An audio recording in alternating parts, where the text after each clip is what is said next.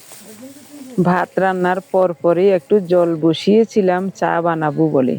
জলটা আবার ঢাকা দিয়ে রেখেছিলাম একটা কড়াই দিয়ে। তো একেবারে গরমে আছে, তার উপর সামান্য একটু খড় দিয়ে জাল দিচ্ছি। টকবক করে ফুটে উঠলে চা পাতা দিয়ে নামিয়ে নেব। আর কিছুই দেব না, সামান্য একটু লবণ আর চা পাতা দেব। সরস্বতীকে ডেকেছিলাম চা খাওয়ার জন্য, ও বলছে চা খাবে না। তো আজ আমরা দুজন একাই খাচ্ছি, আরো জল ফেলে দিয়েছি। আমি ভাবছিলাম সবাই মিলে চা খাবো, ওরা মা মেয়ে চা খাবে না বলছে।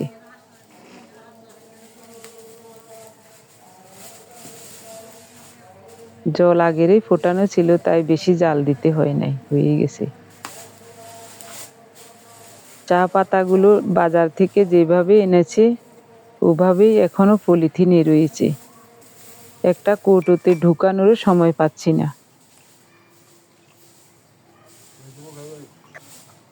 2 কাপের বেশি হবে, বাকিটা ফেলে দেব। অহনা চা খাবি নি? অহনা রে গেছে কই কেন? কনমি গেছে? ওহে মই গেছে।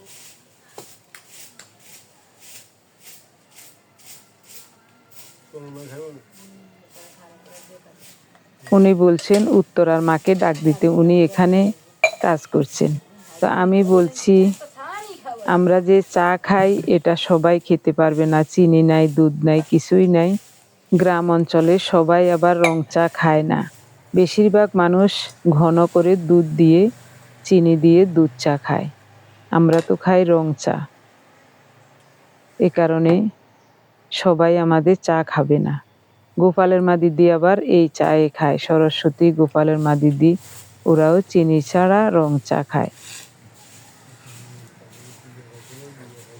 সারাদিনের কাজের শেষে এখন গরম গরম চা খেতে ভালোই লাগছে, মচমচে মুড়ি আর চা।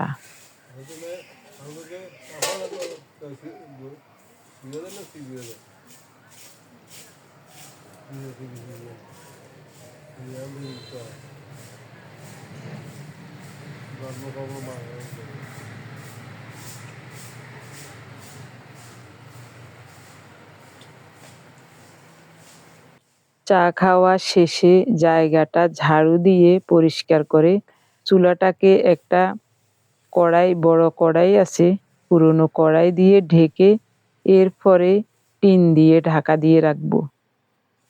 না হয় খোলা জায়গায় গরম চুলা কুকুর ভেঙে ফেলবে অনায়াসে। অনেকদিন পর আজ একটু রৌদ্র দেখে বাচ্চা থেকে বুড়ো সবাই অনেক খুশি। কারণ এই শীতে ছোট বাচ্চা এবং বয়স্ক মানুষেরা বেশি কষ্ট করে। আমার প্রিয় ভাই বোন, বন্ধু স্বজন, এতক্ষণ পর্যন্ত ভিডিওটি দেখার জন্য আপনাদের সবাইকে জানাই অজস্র অজস্র ধন্যবাদ, অভিনন্দন এবং কৃতজ্ঞতা। সবাই ভালো থাকুন, সুস্থ থাকুন, দেখা হবে আগামী পর্বে। ধন্যবাদ সবাইকে। আহারে, গ্রামের মানুষ কত যে পরিশ্রম করে দেখুন। উত্তরার মা মাসি এই সন্ধ্যাবেলায় খড়ের চিনের চারিদিকে ঝাড়ু দিয়ে রাখছেন। শহরের মানুষেরা শীতকালে সন্ধ্যার আগ মুহূর্তে এই ধরনের কাজের কথা কল্পনাই করতে পারবেন না।